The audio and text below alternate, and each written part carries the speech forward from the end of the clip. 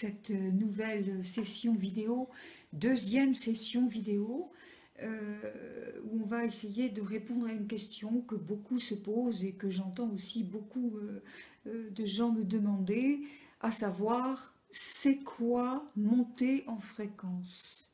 Comment augmenter sa vibration? Alors évidemment, partout, on vous parle, bien sûr, de ce qu'est cette transition, ce passage, on nous dit, de la troisième dimension à la cinquième dimension, voire plus. On va essayer de répondre. Alors, déjà, il y a 10 000 manières de procéder à une montée de conscience. 10 000 manières, c'est-à-dire autant de façons que d'êtres humains peuplent cette terre, puisque chacun a sa façon de le faire. Hein. Ce n'est pas une liste qu'on regarde comme une recette de cuisine et on va dire, bah, tiens, je vais faire ça, puis je vais devenir un être évolué en pleine conscience. Ça ne marche pas comme ça. Donc, mais ça vous le saviez déjà, évidemment. Ce que je voudrais expliquer surtout aujourd'hui, c'est comment on a réussi déjà à monter les paliers un petit peu, c'est-à-dire passer de la troisième dimension à la quatrième dimension, pour arriver aujourd'hui dans ce grand saut quantique qu'on nous demande à tous de réussir. Donc on va faire là un historique, je vais me permettre de faire des bonds de plus que kangourou, ça va être quelque chose de très caricatural à la limite, mais on est obligé de passer par là pour essayer de bien vous faire comprendre ce que c'est qu'un plan vibratoire et ce que c'est que passer d'un endroit à un autre. Qu'est-ce que ça signifie pour l'être humain? Je suis dans un plan, qu'est-ce que ça veut dire? Comment je me comporte, etc. Donc, on repart en troisième dimension, puisque c'est le début. Troisième dimension, c'est là où, quand l'être humain est apparu sur Terre, il est arrivé en troisième dimension, c'est-à-dire laissé par les extraterrestres, hein, les grandes civilisations galactiques qui nous avaient ensemencés, qui nous avaient enseignés, et qui nous ont dit à un moment donné, bah, écoutez, mes petits, maintenant vous êtes grands, vous avez appris beaucoup de choses, vous savez beaucoup de choses, à vous désormais de continuer votre évolution seul, par vos propres moyens. Vous en avez la possibilité. L'être humain est resté là, évidemment dans un état très primitif, je vais dire très rudimentaire, comment on dit, enfin je trouve pas le mot mais c'est pas grave, tout le monde m'a comprise, voilà, on est dans quelque chose de archaïque, vraiment au début. Là, l'être humain est tellement faible qu'il va se laisser phagocyter par ce qu'on a appelé globalement les obscurs, c'est-à-dire que les lumineux étaient partis, et ben les obscurs sont arrivés, voilà. Donc la Terre était tellement attractive que ces populations sont venues. On va pas refaire comment dirais-je, un historique là-dessus, mais véritablement c'est ce qui nous a perdus en quelque sorte, puisque l'être humain avait donc accepté de venir en troisième dimension pour expérimenter la matière au sens pur et dur. Hein. En troisième dimension, on n'est que dans la matière. C'est-à-dire, je vois ce que je vois, je crois à ce que je vois, et je suis dans les peurs, dans les rituels, dans les croyances, évidemment, dans les obéissances. Donc avec un mental extrêmement primaire, qui fait que, ben voilà, on obéit à tout. Hein.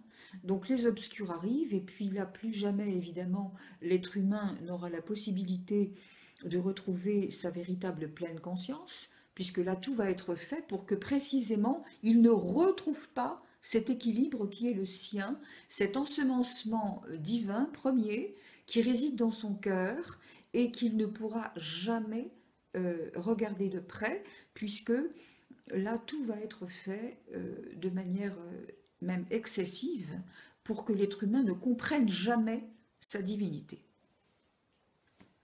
Quelle raison? Bah, tout simplement parce que une fois qu'il a compris, il est ingouvernable. Donc ça, c'est autre chose. Troisième dimension, jusque... Alors là, on fait un énorme bond et on va au 19e siècle. 19e siècle. une poussée énorme. C'est-à-dire que là, les obscurs vont trouver un terrain de jeu absolument formidable, de quoi occuper toute la place, de quoi faire de nouveau un embrigadement par les lois, par les règlements, pour quelle raison? Mais parce que là, il y a une montée, un développement extraordinaire de l'industrialisation, développement des transports, développement des communications, et vous savez comme moi que ça ne va pas s'arrêter là, mais c'est quand même un réseau extraordinaire, puisque les obscurs vont pouvoir se servir de tous ces réseaux-là pour nous coincer dans tous les sens et faire que le peuple humain soit véritablement esclave en ayant l'obligation de répondre à des systèmes qui sont faits pour le tromper, avec des lois qui sont faites pour le brimer. Et vous savez comme moi que ça dure encore, puisque aucun système ne permet à l'être humain d'être libre et d'entreprendre librement quelque chose ou de profiter librement de quelque chose. Ça n'existe pas. Donc, si vous voulez, jusqu'au 19e siècle, c'était primitif, mais voilà, c'était ce que c'était. Ensuite, après, ça prend vraiment des proportions dramatiques. On se sert de tous les moyens pour pouvoir empoisonner le monde. Et quand j'ai dit empoisonner, c'est pas une formule, c'est empoisonner avec du poison, hein, véritablement, dans les produits de consommation, dans les médicaments, dans plein de choses. Ça, jusque dans les années 60, on va dire fin des années 50, début des années 60, où là l'être humain va quand même comprendre quelque chose. Il va se réveiller. C'est là d'ailleurs que va prendre le relais, le relais va être pris par le développement personnel. C'est-à-dire que les gens vont commencer à s'intéresser, à s'interroger déjà, en se disant, mais nom d'un chien, il y a peut-être quand même quelque chose d'autre que ce qu'on nous a appris à l'école, que ce qu'on nous a appris dans la famille, que ce qu'on nous a appris dans les religions, autre chose que ce que les partis politiques veulent bien nous faire entendre, enfin bref. Là, il y a vraiment une prise de conscience qui fait qu'on va s'intéresser à des civilisations beaucoup plus anciennes qui ont déjà compris.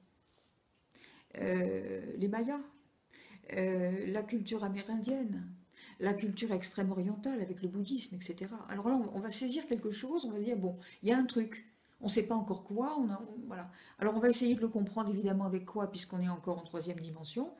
Eh bien, on va essayer de le comprendre avec son intellect. Ben oui. Seulement voilà, l'intellect, ça n'est pas du tout l'évolution de conscience. Ça n'a rien à voir. On peut être très intellectuel, très érudit, en position sociale extrême, avec des responsabilités, avec des succès, et puis avoir un niveau de conscience extrêmement bas. Donc, ça, jusqu'en 2012. Et là, en 2012, il se passe quelque chose d'extraordinaire, c'est-à-dire ce que les célestes appellent le marqueur, avec un N majuscule. Marqueur, eh bien, l'être humain a quand même tellement élevé sa conscience. Il a quand même tellement compris qu'il y avait autre chose. Il ne veut tellement plus obéir à ce qui ne lui correspond plus. Alors, il ne sait pas encore très bien comment faire.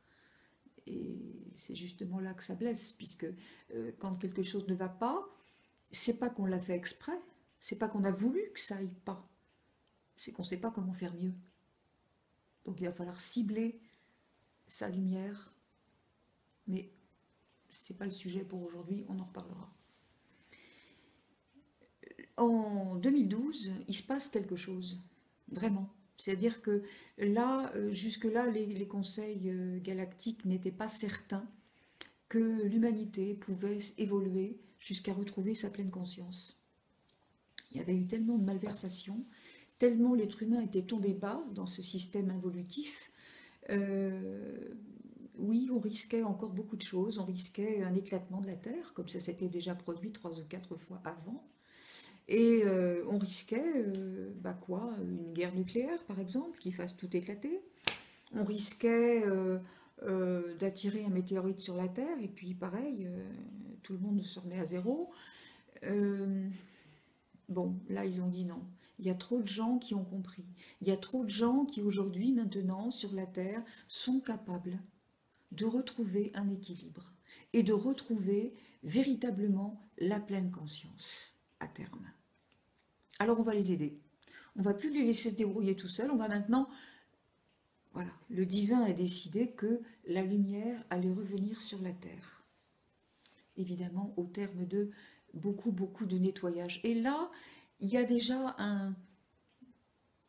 une amorce pour passer en 4e dimension. C'est là qu'on en est aujourd'hui. C'est un petit peu là qu'on se trouve. Enfin, beaucoup. Évidemment, un certain nombre sont déjà passés en 5e dimension et voire plus. Mais on n'est pas très nombreux à l'avoir fait. Alors, qu'est-ce qui se passe aujourd'hui? L'être humain se dit, mais comment je vais pouvoir me situer plus haut? Parce que 3e dimension, on répète, on est dans l'archaïsme, on ne voit pas plus loin que ce qu'on nous apprend, on ne cherche pas, on cherche à lutter, on cherche à combler quelque chose. 4e dimension, on a compris qu'il y a autre chose, mais on ne sait pas quoi. Et on essaye de résoudre par des moyens qui concernent encore le mental et l'intellect. 5e dimension, et c'est là que le saut quantique est énorme, et c'est là qu'on nous demande vraiment de bouger. 5e dimension, on nous dit, l'être humain est physiquement présent, mais psychiquement totalement ailleurs. C'est-à-dire présent, et d'autant plus présent qu'il va être entièrement guidé par le flux divin qu'il a reconnu et qu'il laisse passer en lui. Il se laisse entièrement guider, mais en même temps, présent, oui, mais juste là, en reconnaissant que le corps n'est qu'un véhicule, un temple sacré qui abrite une énergie extraordinaire. Donc l'être humain se reconnaît en 5e dimension comme étant un être énergétique et non plus un être humain, un être énergétique qui habite un corps humain, ce qui n'a rien à voir avec le contraire, que beaucoup de gens pensent encore. Je suis un corps humain, je privilégie ce corps humain, je privilégie ma vie terrestre, mon évolution, mon plan de carrière, etc. Mais de temps en temps, je peux me souvenir qu'il existe autre chose qui va m'aider, etc. Non, non, c'est pas ça, pas du tout ça. C'est là, l'être humain sait qu'il est, il est Dieu, quoi. C'est si difficile que ça de l'admettre? Ben oui, pour beaucoup, ça l'est encore. Parce qu'ils sont encore dans l'apprentissage du fait que, voilà, faut pas avoir la grosse tête, quoi, comme on dit. Alors, donc 5e dimension, l'être humain est présent physiquement pour accomplir simplement ce que son être complet lui commande de faire. Donc l'être humain à ce moment-là n'a plus du tout l'esprit humain de 3e dimension et de 4e dimension. L'être humain ne juge plus rien, l'être humain ne compare plus rien, l'être humain regarde la vie et les autres, tout le vivant, avec les yeux de Dieu. C'est-à-dire de l'amour, la volonté de guérir, la volonté d'apporter partout la paix, l'harmonie, d'ouvrir les consciences, surtout. C'est ça qui tient le plus à cœur. L'être humain qui a évolué, il ne prend plus du tout sa vie, il ne s'occupe plus de sa vie, puisque sa vie, elle va rouler toute seule, étant donné que c'est Dieu qui la guide. Alors, franchement, il n'y a pas de question à se poser. Hein. L'être humain, à ce moment-là, va n'avoir pour le monde que l'envie que chaque personne ait cette ouverture de cœur et de conscience. C'est ça le plus important. Que chacun puisse se regarder avec respect, avec compassion. On est là pour aider l'autre. On n'est pas là pour le faire tomber. On n'est pas là pour se réjouir quand il tombe. On est là pour lui donner la main. Et on n'est pas obligé de le faire en geste ou en parole. personne ne vous a jamais demandé de monter sur une table et de prendre un porte-voix pour dire les choses.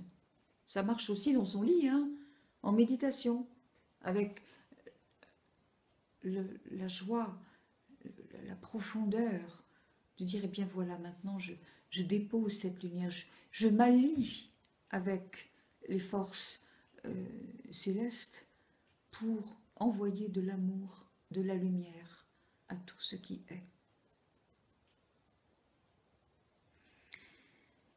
Évidemment, là, je sens bien que si je continue la vidéo, je vais m'en aller dans un truc qui va nous prendre 3 heures. Donc, je vais peut-être m'arrêter là. Et puis, on va faire comme ça des petites vidéos simples qui pourront permettre à chacun, en fonction des questions aussi que j'aurai reçues, des retours que j'aurai de ces vidéos, on pourra se permettre d'ajouter certains détails. Voilà. Donc, pour résumer, 3e dimension, c'est fini. 4e dimension, ça dure encore un petit peu pour beaucoup, mais tout le monde est amené à découvrir en lui ce qu'il a dans son cœur, la pleine conscience. Quand on a découvert ça, évidemment, l'obscurité disparaît, évidemment, puisqu'on cesse de la nourrir. Je vous laisse avec ça, on en est tous capables, absolument tous capables.